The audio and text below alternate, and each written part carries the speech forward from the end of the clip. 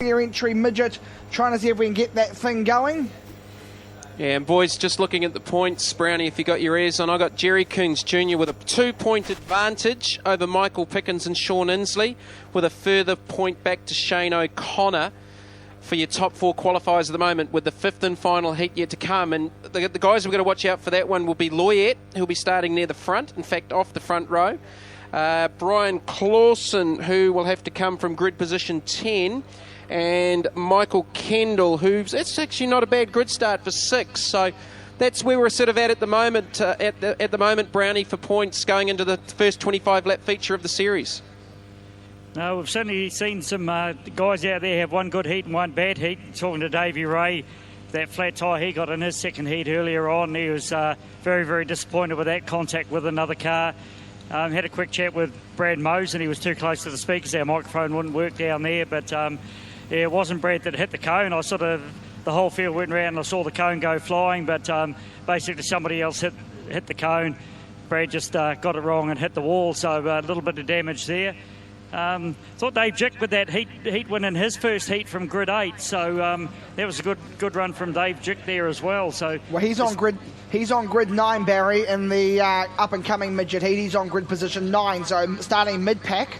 Yeah, so certainly he won that first one from mid-pack as well, grid 8, so not a bad start there. So there's still another couple can get in the mix, obviously, but Jerry Coons Jr. at the moment, we sort of said it before the racing started, not so much build-up around him this year as what there has been in the past, but we still expected him to be right in the mix, and yeah, 2-point lead at this stage in the heats, but yeah, that doesn't mean a lot when it comes to that last race, but certainly a big advantage to be starting on that top 2 or 3 rows. Well, I can tell you furiously, Jamie's got the calculator out, and what have you worked out for us? Well, as I said, Coons with a 2-point lead. He's done his 2 heats. Michael Pickens, Sean Inslee tied for 2nd overall at the moment. Shane O'Connor, he's contested his 2 heats, a further point back.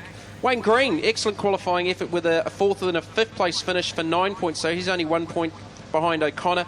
Dwayne Hickman with a 7th and a 4th on 11 points, a further 2 back. So we've got to come Dave Jick, who won his first heat. Brad Loyette from grid 15, he was 6th place. Clausen finished 3rd, Kendall finished 2nd. So those, I think, will be the 4 guys we've got to keep an eye on for the 5th and final heat. Okay, so there you have it. Of course, attention turns to this one. Peter Murphy had a mixed start, of course, last week. Barry, sorry? No, I didn't say a word. I did talk to Peter Murphy, and he knows where the wall is now, so he reckons he's not going to hit it this week. Sorry, Barry, I thought you were going to preempt something. I do apologise. Nothing at all. We're getting a bit jovial in the box here. You had the microphone to your mouth. I was thinking. Oh, no, that's dangerous. Goodness gracious. So Peter Murphy, who kissed the concrete by the corporate box in the Dalton's car last week and had a mid-pack start in the feature, finished that way, so he'll be trying to do a bit of that. Sammy Swindell, who's just lightning fast with a capital L.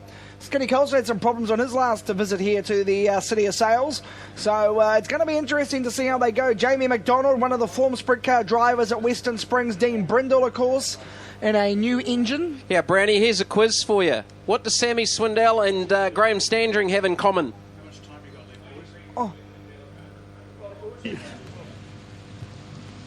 They're both 55? Oh, too easy. Too easy. Well, so am I. You don't look a day over 56. No, I don't.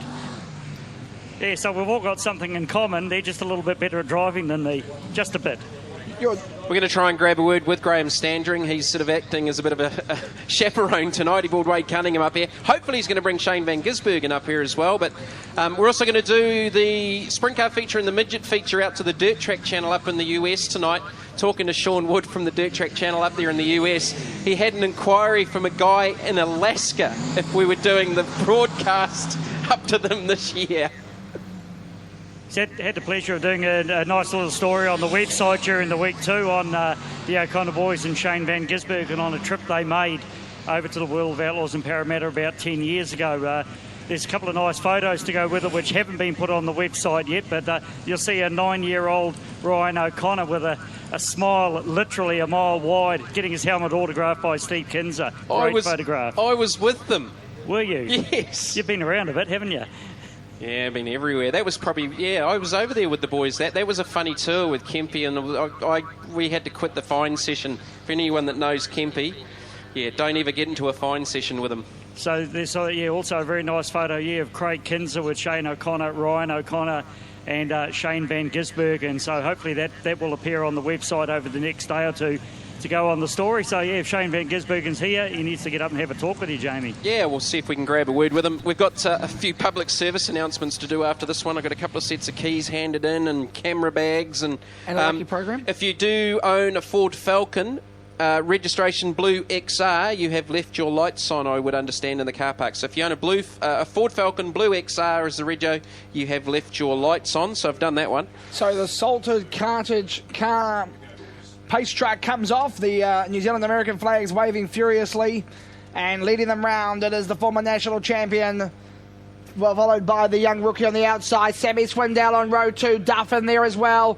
Watch for Murphy from the back. It's going to be absolute sensational speedway action. We're racing. Yeah, Swindell just got checked up off the start a little bit. Daniel Rogers he got on the gas and it pulled the front up in the air. Sammy's going to go to the inside off the exit of 2. Wilson leads early. Swindell slices down the inside. McDonald follows him through 3 and 4. Jamie Duff, the current South Island champ, now battling with Sammy Swindell for the second and third positions. Oh, beautiful stuff. Swindell lifts the front end off the ground coming out of Pine Tree Bend. Oh, it's just one of the wheel discs off the right rear, I think, of Jamie McDonald's car. It's just a carbon fibre insert, so that won't bring out any yellows. Carl Wilson coming off a crash at Bay Park Speedway a few weeks back, as Swindell goes around the outside of Jamie Duff for the second position. great driving though. Wilson out in front, Sammy Swindell in second, Duff. Then we go back to McDonald. Number 7 is Rogers, followed by the great pass, Murphy on Sokol further back for the Miners. Yeah, the returning Aussie Sokol. Welcome back to Western Springs for the number 47 J&J. Wilson with the race lead, but Swindell is chasing him down. He's hiking the front end up. He's got a very different line off the exit of 2. He's right up there in the darker material trying to look for that moisture, but Wilson's got him covered here right at the moment, with Jamie Duff back in 3rd, McDonald 4th, Rogers 5th, Skinny Colson in 6th. Duff bounces off the wall here by the pit gate. If you look at the wing on Swindell's car, look at the angle that is compared to everyone else's. Yeah, he's got that wing cranked way forward, trying to get maximum downforce over the rear of the Salter Cartage Big Game Tree Stands, number 1 Maxim. He's reeling in problems for Rogers as he comes further down. Murphy battling with Karen Forsey, the former South Island champion, in the 38 car, and Aussie Sokol. Oh, he goes around, just got up the inside of Forsey. Keeps it going. Swindell gets the inside run on Wilson for the lead. How did Aussie Sokol recover that? Beautiful stuff, but Swindell, he's got that car on a plate. Look at him race it. Sammy Swindell just putting on a clinic. He's got lap traffic to contend with now, with Cromwell's Jason Scott up ahead in the Edge Parts and Performance 86T Triple X. Swindell's pulling wheel stands off at turn 4.